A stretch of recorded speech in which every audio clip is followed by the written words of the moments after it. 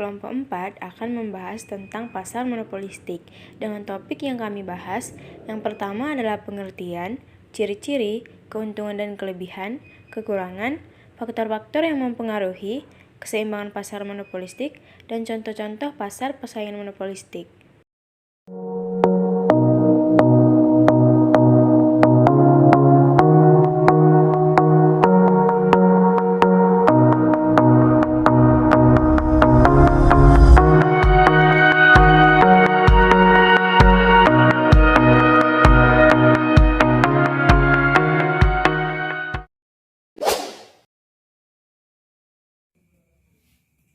Nama saya Ruth Helani Sinurat.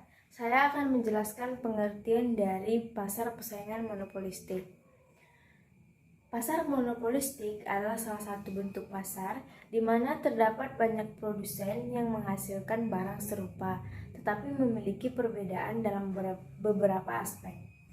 Penjual pada pasar monopolistik tidak terbatas, namun setiap produk yang dihasilkannya pasti memiliki karakter tersendiri yang membedakannya dengan produk lainnya. Contohnya adalah sampo, pasta gigi, kosmetik, dan lain-lain. Meskipun fungsi semua sampo sama, yakni untuk membersihkan rambut, tetapi setiap produk yang dihasilkan produsen yang berbeda memiliki ciri khusus. Misalnya perbedaan aroma, perbedaan warna, kemasan, dan lain-lain. Pada pasar monopolistik, produsen memiliki kemampuan untuk mempengaruhi harga walaupun pengaruhnya tidak sebesar produsen dari pasar monopoli ataupun oligopoli. Kemampuan ini berasal dari sifat barang yang dihasilkan. Karena perbedaan dari ciri khas dari suatu barang, konsumen tidak akan mudah berpindah ke merek lain dan tetap memilih merek tersebut walau produsen menaikkan harga. Misalnya pasar sepeda motor di Indonesia. Produk sepeda motor memang cenderung memiliki sifat homogen, tetapi masing-masing memiliki ciri khusus sendiri.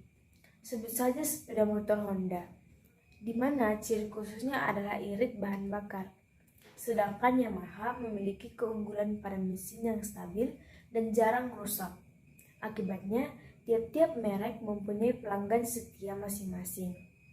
Pada pasar persaingan monopolistik, harga bukanlah faktor yang bisa mendongkrak penjualan. Bagaimana kemampuan perusahaan menciptakan citra yang baik di dalam benak masyarakat sehingga membuat mereka mau membeli produk tersebut meskipun dengan harga mahal akan sangat berpengaruh terhadap penjualan perusahaan.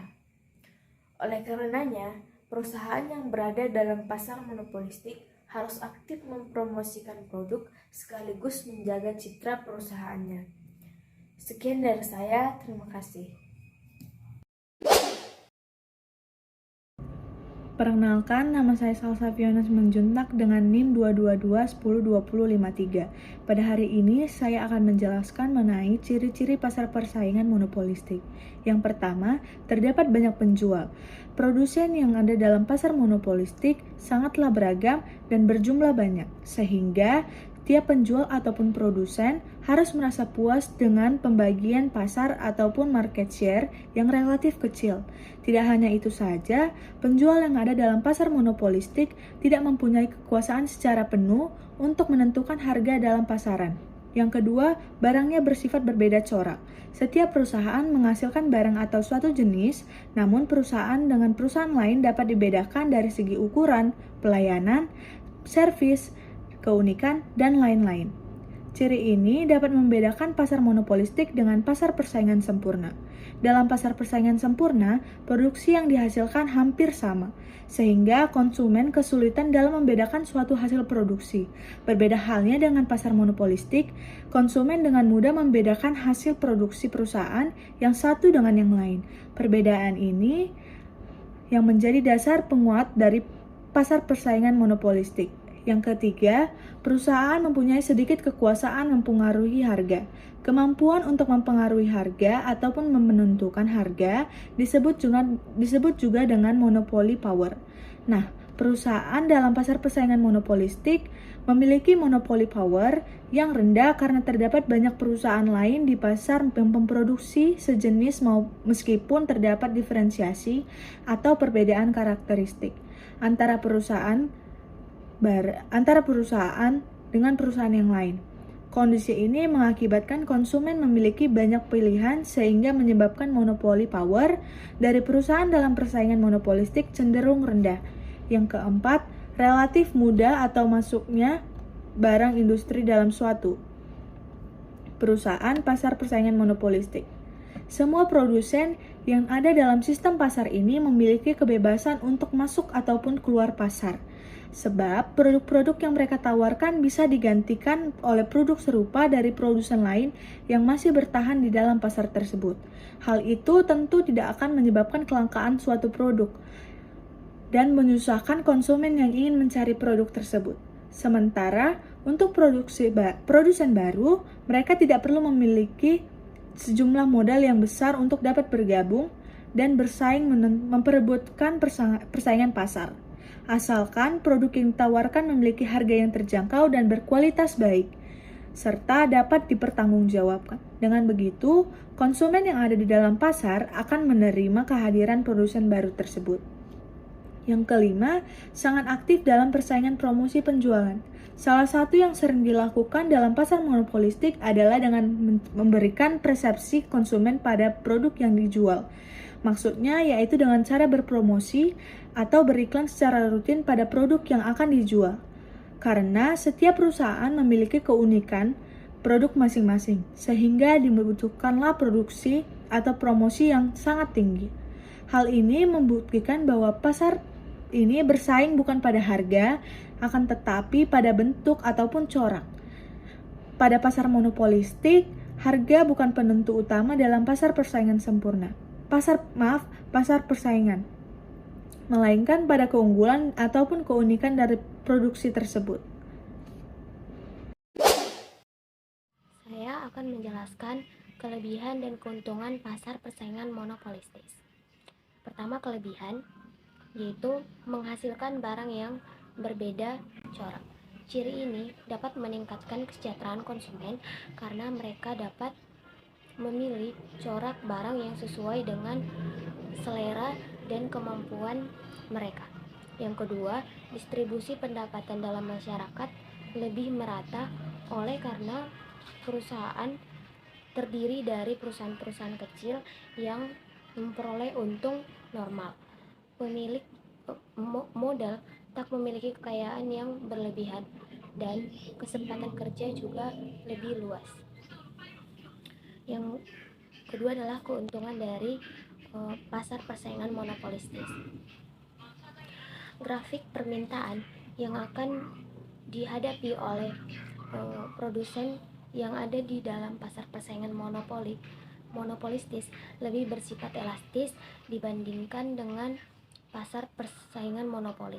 Akan tetapi tingkat permintaannya tidak sampai mencapai sifat elastis yang sempurna seperti kurva permintaan yang ada dalam pasar persaingan sempurna. Tapi dalam pasar persaingan monopolistis kita akan memperoleh beberapa keuntungan yang tidak bisa didapat dari pasar persaingan jenis lainnya, yaitu yang pertama, memaksimalkan keuntungan jangka pendek. Permintaan yang akan kita di produsen hadapi dalam persaingan monopolistis mayoritas berasal dari keseluruhan permintaan konsumen atau pasar. Keuntungan yang maksimal dapat diperoleh jika produsen terus memproduksi barang yang disediakan hingga pada tingkat tercapainya MC sama dengan MR. Dalam hal ini, perusahaan atau produsen akan memperoleh keuntungan di atas rata-rata dalam jangka waktu yang pendek. Yang kedua yaitu memaksimalkan keuntungan jangka panjang. Dengan adanya keuntungan yang melebihi batas rata-rata akan menyebabkan perkembangan produsen di dalam pasar, sehingga setiap produsen yang ada di dalam pasar harus siap menghadapi permintaan yang semakin sedikit di berbagai tingkatan harga. Jadi keuntungan yang akan diperoleh juga semakin menurun ke tingkat yang normal.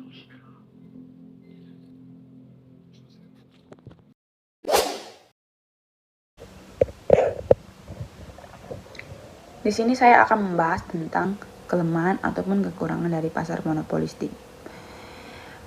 Pertama, kekurangan dari pasar monopolistik ini adalah tingkat persaingan yang cukup tinggi, baik dari segi harga, barang, produk, maupun dari segi pelayanannya. Sehingga produsen yang tidak memiliki modal yang cukup serta pengalaman yang cukup akan lebih cepat keluar dalam persaingan dalam pasar tersebut. Yang kedua, dibutuhkan modal yang cukup besar agar masuk ke dalam pasar monopolistik tersebut. Karena permainan dalam pasar monopolistik ini memiliki skala tingkat ekonomi yang tinggi. Yang ketiga, pasar ini mendorong produsen untuk dapat berinovasi serta bereferensi dalam meningkatkan kualitas biaya produksi yang nantinya akan berimbas pada suatu harga produk yang harus dibayar oleh konsumen. Yang keempat, di dalam pasar ini terdapat pemborosan biaya produksi bila dibandingkan dengan pasar lainnya. Bagi perusahaan kecil yang tingkat efisiensinya lebih rendah, akan menyebabkan harga barang yang dibayar konsumen juga akan relatif kecil. Nama saya Ruth Evelyn dengan NIM 22102048. Saya akan menjelaskan faktor-faktor yang mempengaruhi pasar monopolistik. Yang pertama ialah banyaknya perusahaan. Yang kedua, kebebasan masuk dan keluar bagi perusahaan baru. Perusahaan menghasilkan produk yang berbeda. Yang keempat, perusahaan memiliki permintaan harga yang tidak elastis sehingga mereka dapat membuat harga karena produk yang khas. Sekian faktor-faktor pasar monopolistik. Terima kasih. Contoh pasar monopolistik. 1. Perusahaan sepeda motor. Perusahaan sepeda motor itu ada berbagai macam jenis, misalnya ada Yamaha, ada Supra, ada Mio, ada Beat. Misalnya jika sepeda motor merek Supra itu harga minyaknya lebih murah dan lebih irit serta lebih hemat dibandingkan merek Mio misalnya.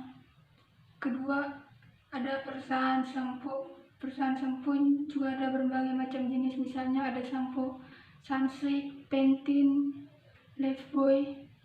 Misalnya jika merek sampo Sunsilk itu lebih wangi serta lebih hemat dibandingkan jenis sampo Pantene.